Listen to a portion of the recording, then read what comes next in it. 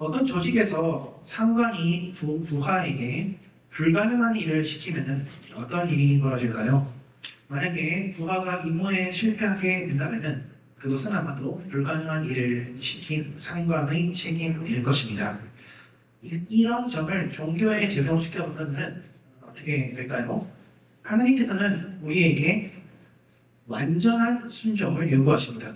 신명기 18장 13절에서는 너는 내 하나님 여호와 앞에 완전하라라고 말씀하십니다.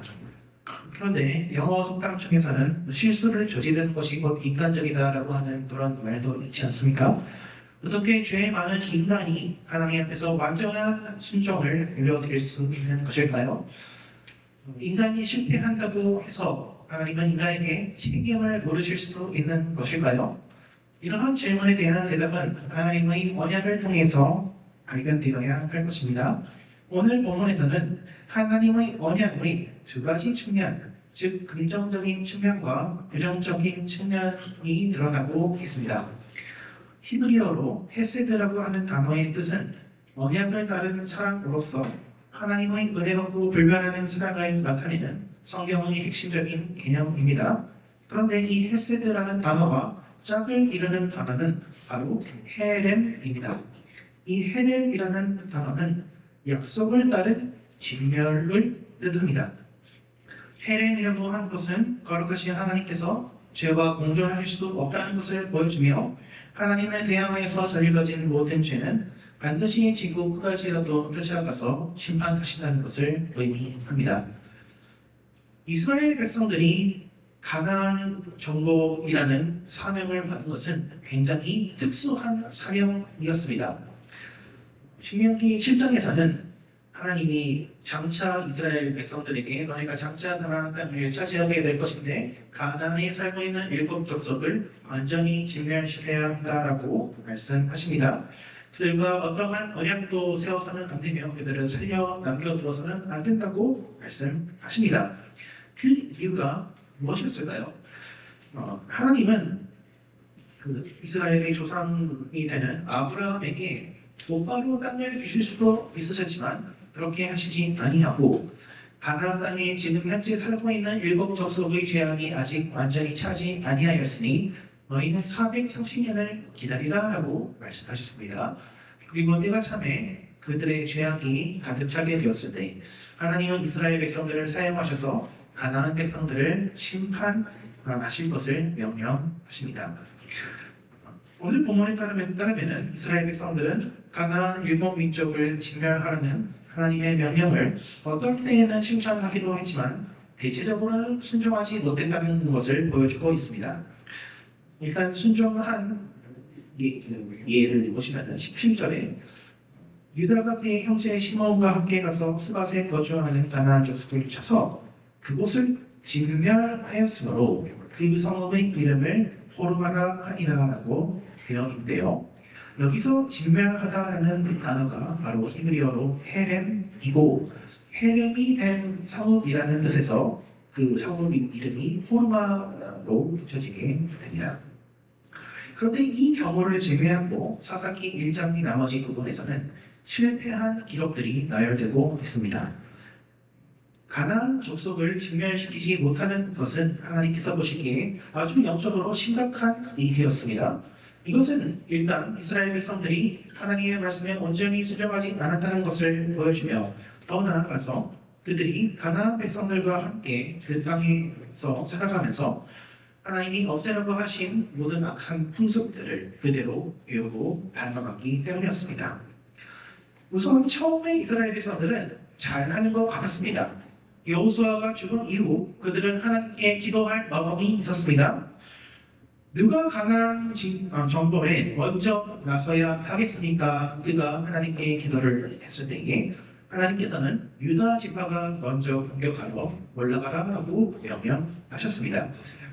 그런데 곧이어 3절에서는 이렇게 되어 있습니다. 유다가 그의 형제 시므온에게 이르되 유다가 그의 형제 시므온에게 이르되 같이 좀 싸우자라고 제안을 합니다. 12지파 이스라엘의 12지파는 여호수아 시절에 제비를 뽑아서 땅을 분배받았습니다.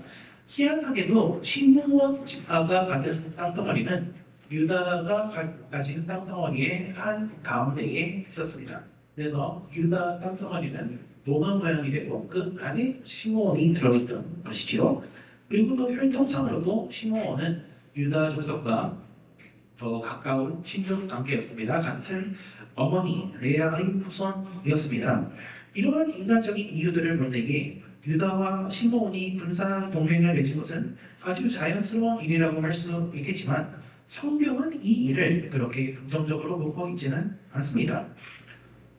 학교에서 선생님이 학생들에게 숙제를 내주는 것은 선생님이 그 숙제를 내용을 모르기 때문에 항상 학생한테 좀 알려달라고 하는 의미에서 숙제를 내주는 것이 아니지요. 학생이 그 숙제를 풀음으로 인하여서 배움을 얻으라고 숙제를 내주시는 것입니다.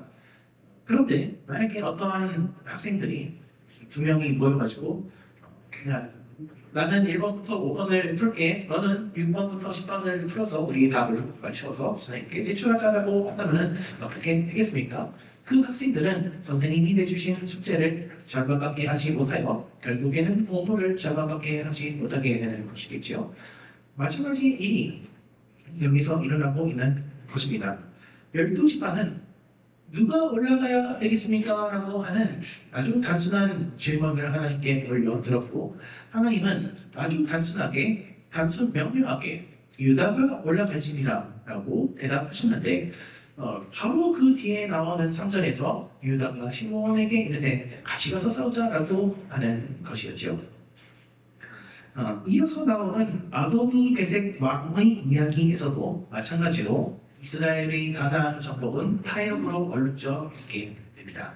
4절을 보시면은 베색이라는 지역에서 유다 족속이 가나안 족속을 죽였다라고 되어 있고 더 나아가서 이후 이 베색 지역의 왕을 잡아서 그의 엄지손가락과 엄지발가락을 잘랐다고 되어 있죠. 이제 아도니 하면은 주님이라는 뜻이고 베색은 지역 이름이라서 이 베색 지역의 왕이라는 뜻으로 아도니 베색의 왕의 엄지손가락과 엄지발가락을 자르는 아주 잔인한 일을 행해야 하는데 그런데 이 일은 바로 그 아도니 베색 왕이 스스로 그 지역에 있던 70명의 왕들에게 행한 일이었다고 합니다. 그래서 아도니 베색 이 왕은 자기의 신세를 한탄하면서 하나님께서 자기에게 정의를 베푸셨다라고 굉장히 아이러니하게도 고백을 하게 되죠. 이것은 얼핏 보면은 하나님께서 정의를 구현시키는 것 같아 보입니다. 그런데 7절 내용을 보시면은 유다 족속이 아도니 베색을 끌고 예루살렘에 이르렀더니 그가 거기서 죽었다라고 기록되어 있습니다. 아도니 베색이라는 이 왕이 예루살렘에서 죽었다라고 하는 이 표현은 상당히 애매모호합니다. 유다 백성이 예루살렘에 끌고 가서 처형을 시켰다는 말인지 아니면은 아도니 베색이 호의호식을 하다가 그곳에서 자연사했는지 성경은 우리에게 정확하게 알려주지는 않습니다. 그러나 어쨌든 진멸시켜야 하는 해외의 대상인 이 아도니 베색을 즉결 처분하지 아니하고 일정 시간 살려두었다라고 하는 것은 하나님의 말씀에 온전히 순종한 것이라고 보기는 어렵습니다. 이것은 사울 왕의 경우를 살펴봐도 알 수 있습니다. 사울 왕은 아말렉 족속을 해외시켜라, 진멸시켜라라고 하는 하나님의 명령을 받았습니다. 그런데 사울 왕은 일부 가축들을 하나님께 제사를 드리는 명목으로 살려놓았고 더 나아가서 아말렉 왕을 살려두었습니다. 왕 지금 살려두었지만 언제라도 죽일 수 있죠. 그럼에도 불구하고 사무엘 선지자는 사울 왕이 하나님의 말씀을 어겼다라고 지적했습니다. 우리는 순종할 때만큼은 스스로를 영적인 미성년자라고 취급하기를 원합니다. 저희 아들내미가 초등학교 2학년인데요. 저 초등학교 2학년이 되면은 수학에서 해야 되는 일들이 있죠. 바로 구구단을 외우는 것입니다. 그래서 열심히 지금 곱하기를 공부하고 있습니다. 네, 초등학교 2학년생에게 나눗셈을 시키면은 어떻게 되겠습니까? 이거는 내가 배우지 못한 것이니까 저는 풀지 못합니다. 라고 대답을 하겠죠. 물론 대한민국 초등학생들은 선행학습을 열심히 해서 풀 수 있겠지만 미시간 어린이들에게는 조금 무리일 수도 있습니다. 그런데 이와 같은 논리를 우리 자신에게 적용시키고 있지는 않으신지요? 하나님, 저 아직 영적으로 미숙한 거 아시지 않습니까? 예, 물론 미숙한 것이 사실일 수는 있지만 그렇다고 해서 우리에게 순종해야 하는 책임이 없어지거나 순종의 그 명령이 덜 엄중하게 되는 것은 아닙니다. 오늘 본문에서 유다 백성이 아도니베섹에게 보여준 이러한 행동은 즉각적인 순종과는 거리가 멀었습니다.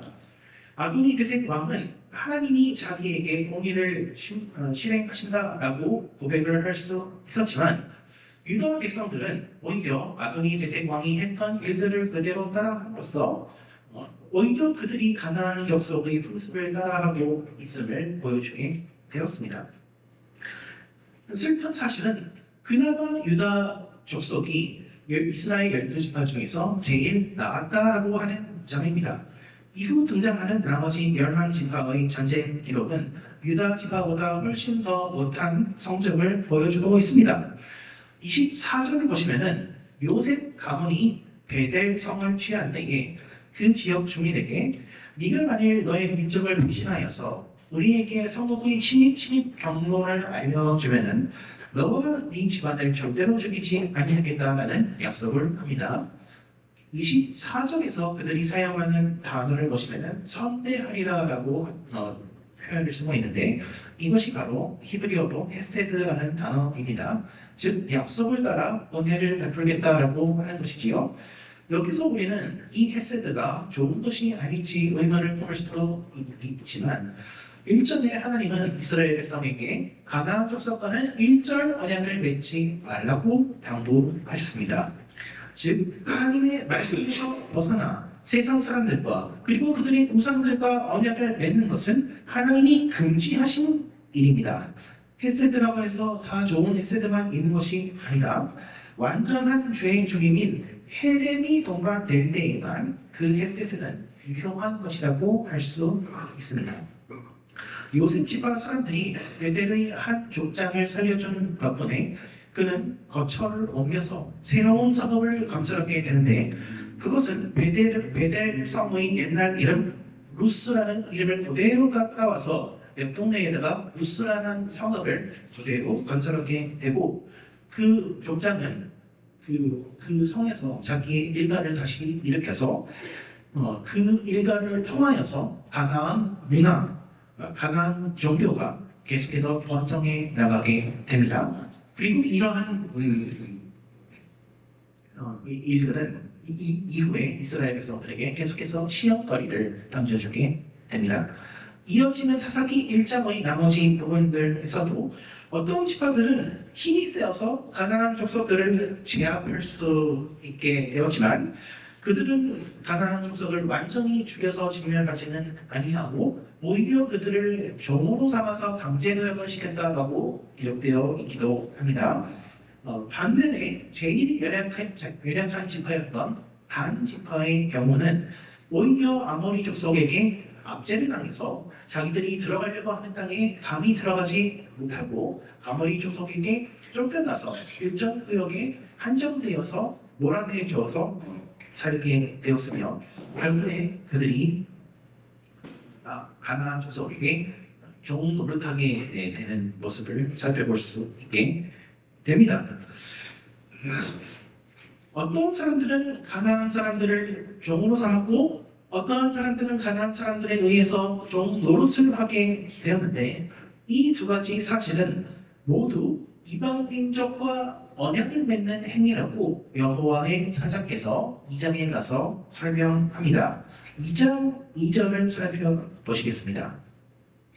너희는 이 땅의 주민과 언약을 맺지 말며 그들의 제단을 헐라하였거늘 너희가 내 목소리를 듣지 아니하였으니 어찌하여 그리하였느냐. 사사기 1장에 나오는 내용은 요약한 것이지요. 아니 언약을 맺은 것은 베델 성의 주민밖에는 없었습니다. 그러나 그 언약 맺은 것만 언약을 맺은 것이 아니라 하나님의 명령을 수행하지 아니하고 가나안 족속과 모든 종류의 타협을 시도한 것이야말로 그들과 언약을 맺은 것이라고 하나님은 지적하고 계신 것입니다. 이러한 점은 우리가 죄의 죽임을 철저히 수행해야 할 이유를 보여주고 있습니다. 야고보서에서는 말씀합니다. 욕심이 잉태한즉 죄를 낳고 죄가 장성한즉 사망을 낳느니라. 모든 죄는 마음의 욕심에서부터 출발합니다. 그리고 이 욕심이 실제로 죄로 이어지기 위해서는 우리가 그 마음속에 일어나는 죄를 품는 행위가 있어야 합니다. 이 정도 죄는 괜찮지 않을까라고 스스로 설득당하게 됩니다. 그렇게 되면은 행실로 이어지게 되는 것은 너무나도 자연스러운 수순이고 죄의 행실이 일어나게 되면은 더 이상 우리가 죄에 대한 통제권을 가지고 있는 것이 아니라 사망이 찾아온다고 합니다. 즉 우리에게는 더 이상 죄에 대한 통제권이 없어지게 된다라고 하는 것입니다. 나의 죄를 깊이 묵상하는 것이 아니라 형제 자매의 죄를 깊이 묵상하며 저 사람은 내가 미워해야 마땅한 사람이라고 생각하고 계속해서 그러한 증오심을 키워나가게 된다면 우리는 언젠가 마음에 품은 그 증오심을 표출하게 될 것이고 그것은 결국에 관계를 부수게 될 것입니다. 혹은 자기 잘난 맛에 사는 사람들은 거만한 생각이 생활 습관으로 자리 잡아서 항상 사람들을 깔보거나 흉보는 습관을 가지게 됩니다. 그렇게 하다 보면은 마음을 터놓고 얘기할 수 있는 친구가 남아있지 않게 되는데 사실은 누군가를 나와 동등한 인격으로 대우하는 법을 잊어버리게 된 것이지요. 음란한 생각을 품고 있는 사람은 처음에는 자기의 생각과 행동에 통제권을 갖고 있다고 생각하지만 결국에는 중독에 빠져서 자기의 삶에 대한 통제권을 잃어버리게 되고 악한 욕망이 대인관계에까지 영향을 미치게 됩니다. 죄악이라고 하는 것을 어느 정도는 허용할 수밖에 없는 것이 아니냐라고 우리는 말하고 싶겠지만 일단 마음속에 죄가 들어온 것을 허용하게 되면은 그리하여서 죄와 타협하는 삶을 살게 되면은 더 이상 나는 죄에 대한 통제권이 없고 죄의 종노릇을 할 수밖에 없습니다. 유다 지파에서부터 단 지파에 이르기까지 어떤 사람은 조금 더 많이 순종하고 어떤 사람들은 조금 덜 순종하였지만 하나님께서는 인간 모두를 향하여 우리 모두가 언약 실패자라고 지적하십니다. 죄를 조금 허용하든 많이 허용하든 일단 허용하면은 우리는 망하게 됩니다. 죄를 완전히 진멸시키라는 하나님의 명령을 끝까지 순종하지 못하면은 그냥 실격인 것입니다. 그리고 하나님은 유다 지파나 단 지파나 차이를 두고 있지 않으십니다. 그렇다면 우리는 어떻게 살아야 하는 것일까요? 우리는 모두 언약 실패자가 되었고 죄를 완전히 죽이라는 하나님의 명령을 온전히 수행하지 못했습니다. 어차피 망했으면은 에라 모르겠다, 될 대로 되어가고 생각하며 막 살아도 되는 것이 아니겠습니까? 그러나 우리가 실패했다고 할지라도 여전히 죄를 완전히 죽이라는 하나님의 명령이 유효하다고 오늘 본문은 가르쳐 줍니다.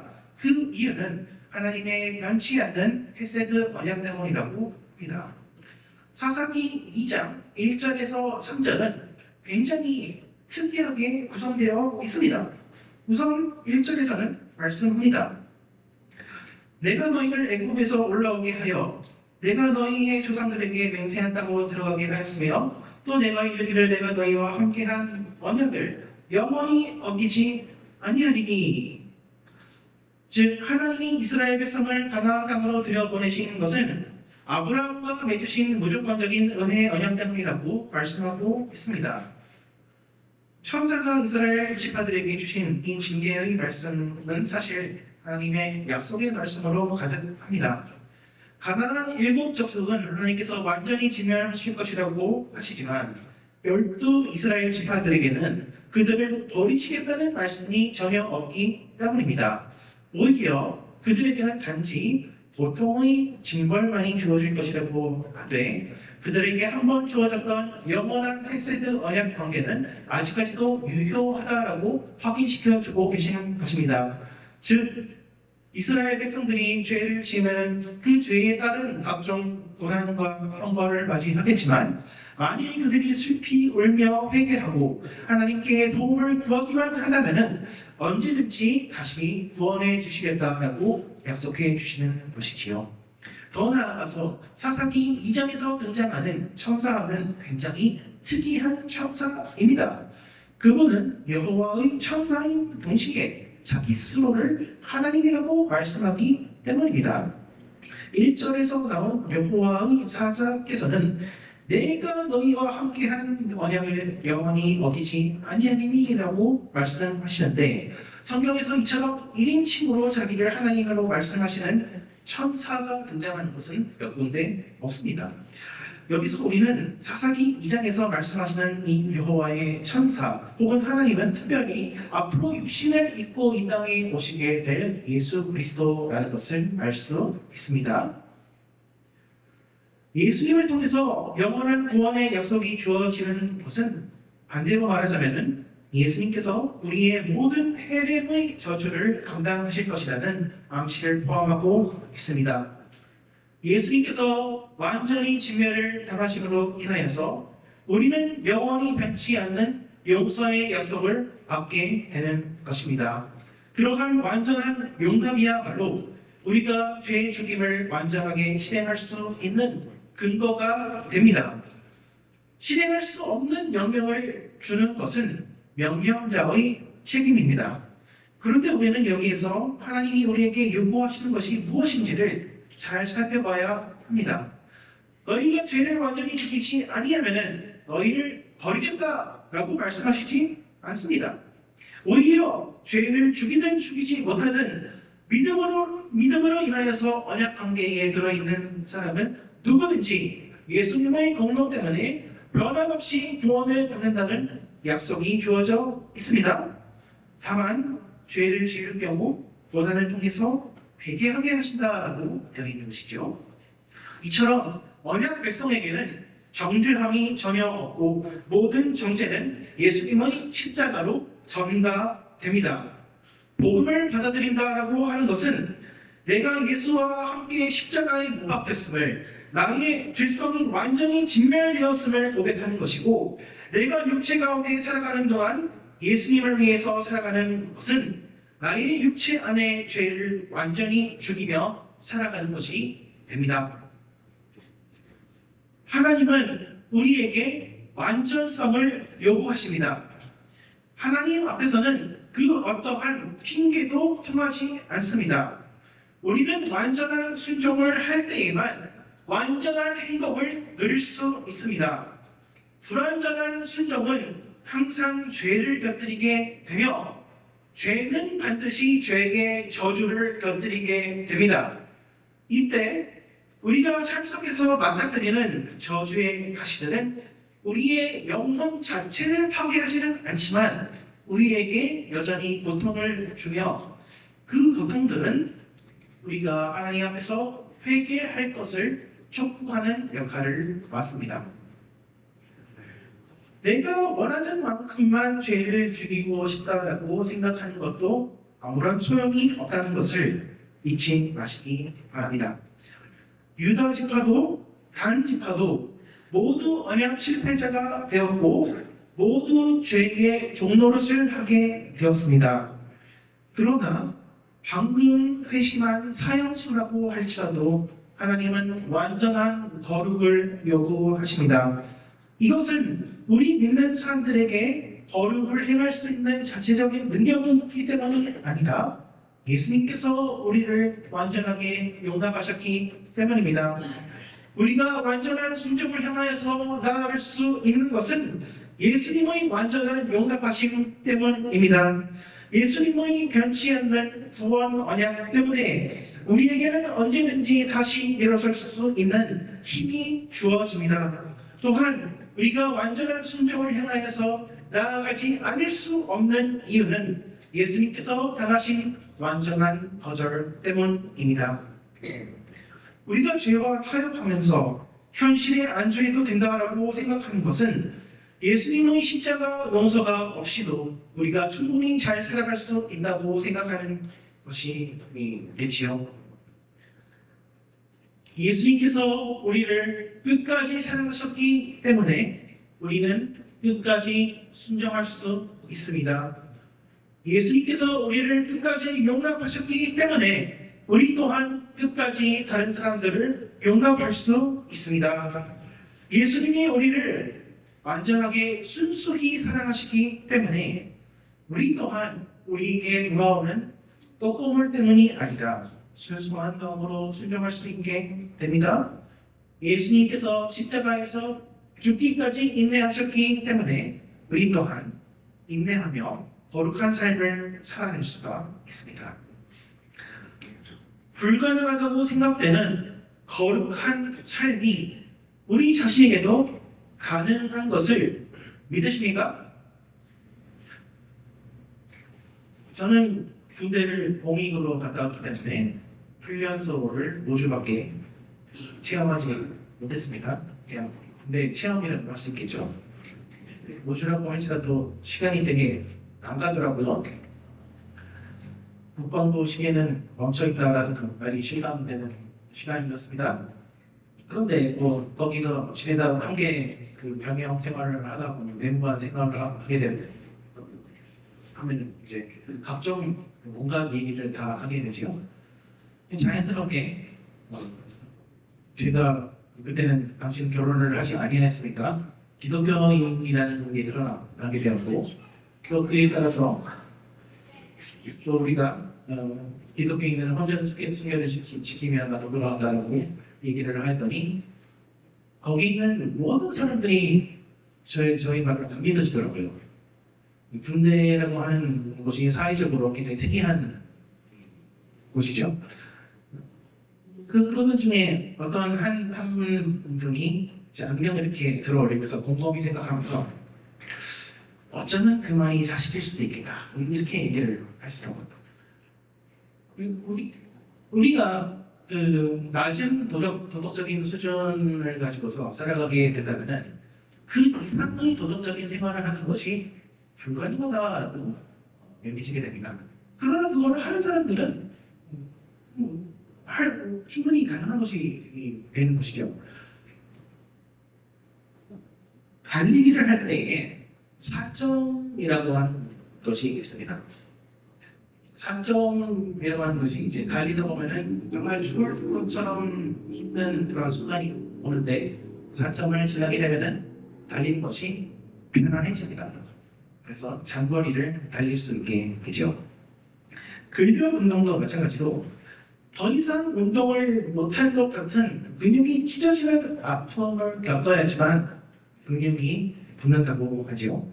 그런데 운동하시는데 이제 입원이 난 사람들은 오히려 근육이 찢어지는 그런 통증을 즐기신다고 하더라고요. 저는 도무지 이해할 수 없는 그런 대목인데, 그래서 평생 이제 항상 이제 근육이 찢어지는 아픔을 좀 달고 살아야지 뭔가 깨어나다고 이렇게 느끼신다고 합니다. 완전하게 순종하라, 죄를 완전하게 다 죽이라라는 명령을 받았을 때에 하나님을 향한 우리의 반응은 어떠합니까? 나는 어차피 못해 라고 단정을 지으며 내 살 길을 스스로 찾아야 되겠다고 생각하시지는 않습니까? 아니면 나는 할 수 없지만 하나님이 주시는 은혜로서 내가 이 모든 것을 능히 감당할 수 있습니다 라고 고백하시는지요? 영적인 근육통을 감내한다라고 하는 것은 때때로 내가 해보지 않은 것들을 시도하는 것이겠지요. 그런데 사람이 안 하던 일을 하면 주위에서 이상하게 생각합니다. 저 사람이 뭘 먹었길래 갑자기 이렇게 친절하게 나한테 해주는 것이지? 생각이 들 수도 있습니다. 저 사람이 왜 갑자기 저렇게 성경을 열심히 읽고 갑자기 왜 저렇게 기도를 열심히 하는 것이지? 라는 소리를 들으실 수가 있습니다. 혹은 저 사람이 왜 저렇게 갑자기 신실하게 봉사하는 것이지? 그러나 무엇보다도 쑥스러운 것은 아마도 우리 자신일 겁니다. 그래서 우리는 마치 우리 자신이 위선자가 된 듯한 기분이 들 수도 있을 것입니다. 그러나 기억하시기 바랍니다. 우리는 예수 십자가 안에서 완전한 용서와 사랑을 입은 자들이므로 사람들의 눈치, 무엇보다도 우리 자신의 눈치를 전혀 볼 필요가 없습니다. 말씀을 맺겠습니다. 사람에게는 누구나 하기 싫은 일이 있습니다. 어렵고 부담스럽고 때로는 불가능해 보이는 일들이 우리 앞에 놓일 때가 있습니다. 그런데 스탠퍼드 대학 신경과학자인 앤드류 호브만이라는 학자는 인간의 뇌가 하기 싫은 일을 억지로라도 해낸 그러한 과정을 통해서 더욱 강해지고 성장한다라고 말합니다. 그는 우리가 불편한 일이나 어렵다고 느끼는 일에 도전하는 때에 너희의 특정 부위가 활성화되어서 인간의 인내력과 의지가 더욱더 강해진다라고 설명합니다. 우리의 신앙생활도 마찬가지가 아닐까요?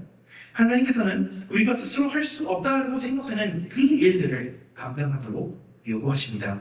우리의 능력과 한계를 넘어서는 일들을 명령하시고 그것들을 통해서 우리를 성장시키십니다. 인간적으로 보면은 불가능해 보이지만 하나님께서는 우리가 순종하며 나아갈 때에 길을 열어주시고 능력을 더해 주실 것입니다. 함께 기도하시겠습니다. 사랑의 하나님, 하나님 아버지 감사합니다. 하나님, 우리는 너무나도 이 죄악의 길에 익숙해져 있어서 주님의 말씀에 순종하는 것이 불가능하다고 여길 때가 많이 있습니다. 하나님 아버지, 그러나 우리를 온전히 용납하신 예수 그리스도의 사랑을 힘입어 우리가 끝까지 죄를 죽이며 수명할 수 있게 하여 주시옵소서. 끝까지 십자가에서 인내하신 예수님을 기억하면서 우리도 인내함으로 우리의 구원을 이루어 나가는 모든 지체들이 되게 하여 주시옵소서. 감사드리며 예수 그리스도의 이름으로 기도드리옵나이다. 아멘.